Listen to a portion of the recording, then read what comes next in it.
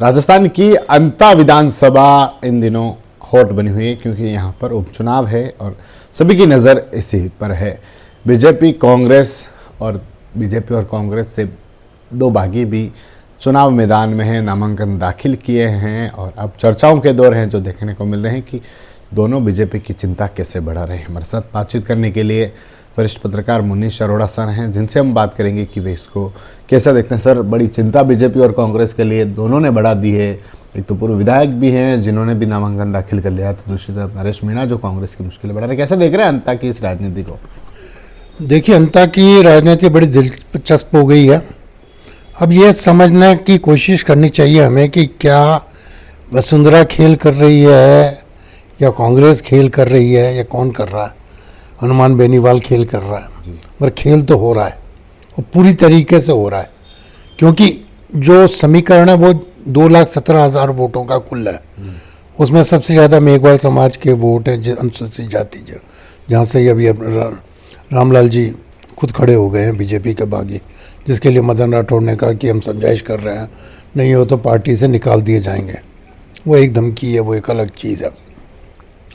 इधर प्रमोद जैन भाया, उनकी वाइफ का आज कैंसिल हो गया है फॉर्म, और अब रह गए मोरपाल सुमन, बीजेपी के प्रधान हैं।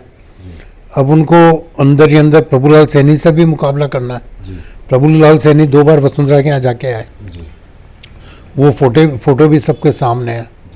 और हार जीत का अंतर कांग्रेस और बीजेपी का आप पिछले 3-4 चुनाव में देख लो तो 10,000, 12,000, 15,000, इससे ज़्यादा नहीं रहा। जब 20 आदमी खड़े हो जाएंगे तो घनचक्कर बनना तो स्वाभाविक है, क्योंकि जिस तरह से वोट आपस में कटने शुरू होंगे, हर अपने समाज के अंदर कुछ ना कुछ तो पैठ रखता है। एक पार्षद भी कोई ना कोई खड़ा होता है तो 1,500 वोट तो वो बिगाड़ता है, तो 20 में कितना हो गया।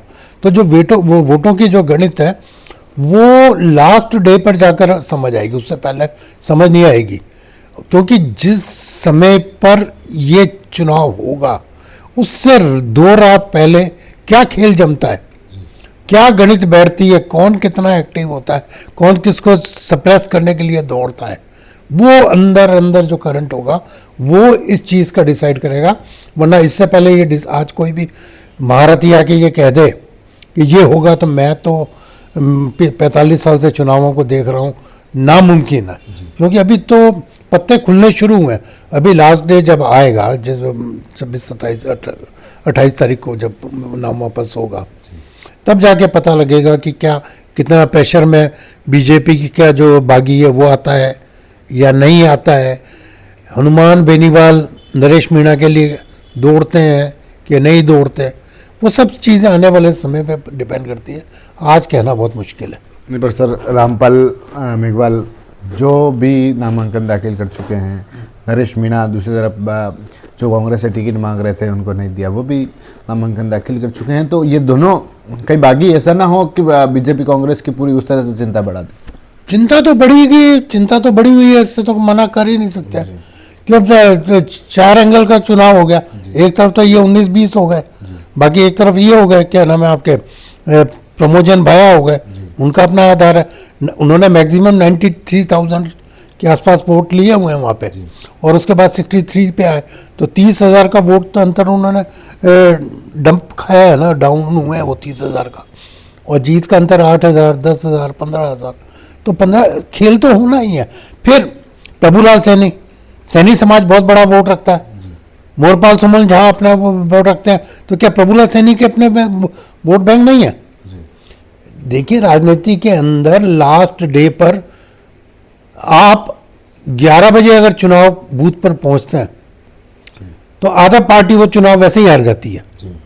क्योंकि पहले जो 2 घंटे का जो चुनाव होता है वो काफ़ी कुछ इफेक्टिव होता है। और हमने तो राजीव गांधी के टाइम पे अगरबत्तियों से भी जीतते हुए लोगों को देखा।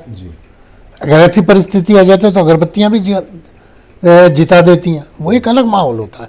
मगर जो आज वर्तमान माहौल जहाँ बन रहा है, वहाँ पर आप जिन लोगों पे सपोर्ट पे आगे बढ़ रहे हो, अपनी नाव को आप किनारे पहुँचाना चाहते हो, दौड़ने वाले तो वही लोग हैं ना जो प्रभुलाल सैनी के साथ भी दौड़े हैं। प्रभुलाल सैनी ने भी तो अपना काम किया है। प्रभुलाल सैनी भले दिखाने के लिए खूब दौड़ रहे होंगे, मगर दौड़ने में भी फर्क होता है। एक आप रेत के अंदर दौड़ो और एक हार्ड ज़मीन पे दौड़ो, उसमें ही बहुत फ़र्क आता है। तो ये तो दौड़ है। अभी तो पत्ते लास्ट डे पे जब खुलेंगे, क्या रामपाल, ये जो मेघवाल है, रामलाल मेघवाल, ये क्या करते हैं आगे, इनका क्या गेम रहता है। अभी तो जिस दिन चुनाव के टिकट वापस होंगे। नरेश मीणा हनुमान बेनीवाल को लेकर भी कह चुके हैं, हनुमान बेनीवाल अगर मरते तो उनके सामने आए, सुनसात आए, चुनाव के प्रचार में रहे, लेकिन हनुमान बेनीवाल वहाँ तक गए नहीं हैं तक। हनुमान बेनीवाल ने आज स्टेटमेंट दे दिया है जी। और ये स्टेटमेंट दिया है कि मैं वहाँ जाऊँगा, डिसाइड करूँगा कौन मेरे से सपोर्ट मांगता है, उसके हिसाब से मैं तय करूँगा। उनका इंडिकेशन बहुत क्लियर है। अंदर अंदर क्या बातें हो रही है, राजनीतिक क्या खिचड़ी बढ़ रही है, वो देखने का होगा। हनुमान बेनीवाल बेवकूफ़ थोड़ी ना है, उसको भी तो अपने, आज उसके साथ एक भी विधायक नहीं है, तो उसको ज़रूरत है सबसे पहले राजस्थान विधानसभा में कि कोई तो उसके बोलने वाला हो उसकी तरफ से, या उसके समर्थन से बोलने वाला हो। उसको भी तो चुनौती आ रही है। आज अकेला वो क्या चन्ना बाढ़ फोड़ लेगा, उसको अपना दल बनाना है, उसको अपनी मेहनत को आगे करना है, तो वो तो करेगा।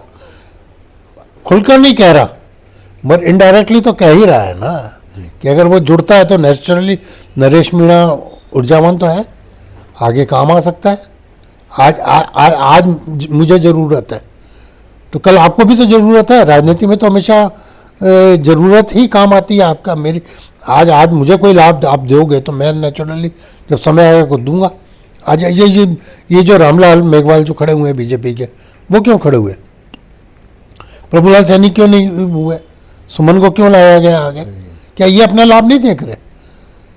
और मैंने तो ऐसे ऐसे चुनाव देखे हैं कि आप मांगीलाल जोशी उदयपुर में, आपने देखा था मांगीलाल जोशी का? आप तो शिखर चुनाव उस समय फील्ड में नहीं थे, मैं था फील्ड में। सारी की सारी टीम मांगीलाल जोशी को छोड़ के चली गई बीजेपी की, और आरोप लगा मांगीलाल जोशी जीता हुआ कैंडिडेट हार गया। क्यों हार गया? क्योंकि बीजेपी के वर्कर ने साथ नहीं दिया था उस समय। मैंने खुद ने मांगीलाल जोशी को अशोक नगर में सिर्फ 5 आदमियों के साथ देखा है, जबकि बीजेपी का जब रेला निकलता है, उदयपुर में गढ़ है, एक समुदाय विशेष लगता है क्या रामपाल मेघवाल है जो बैठेंगे, पार्टी उनसे समझाइश करेगी तो फिर बीजेपी को, इससे अगर वो बैठ जाते हैं तो बीजेपी को बड़ा फायदा हो सकता है? नहीं, काटेगा तो सही, वोट काटेगा वो। अब बैठने वाली बात है तो खड़ा ही नहीं होता। अब कोई नेगोशिएशन हो जाए, कोई लाभ दे दें, क्योंकि अभी तो कैबिनेट के कई पद खाली पड़े हुए हैं, कैबिनेट स्तर के जो राज्य में बंटने हैं। हम लोग तो बार बार कह रहे हैं आप तो कोई पद दे देते हैं तो हो सकता है सेटिंग हो जाए। ठीक है सर, बहुत बहुत धन्यवाद। तो ये थे मुनीश अरोड़ा सर, जिनसे हमने बात की, क्योंकि राजस्थान में चर्चा जोरों पर है अंतर सीट को लेकर। घमासान देखने को मिल रहा है। अभी तो नामांकन प्रक्रिया पूरी हुई है, नामांकन की जांच पूरी हुई है और अभी नामांकन वापसी का समय बाकी है, लेकिन उससे पहले ही चर्चाओं में है, क्योंकि बीजेपी से रामपाल मेघवाल जो बागी होकर चुनाव लड़ रहे हैं। टिकट, उनका कहना था कि टिकट मांगा लेकिन उनको नहीं दिया। तो दूसरी तरफ नरेश मीणा जो भी ताल ठोक चुके हैं, नामांकन दाखिल कर चुके हैं, और अब जो चर्चाओं के दौर है अंता सीट को लेकर जोरों पर राजस्थान में देखने को मिल रहे हैं। TV9 के लिए राजेश डांगी।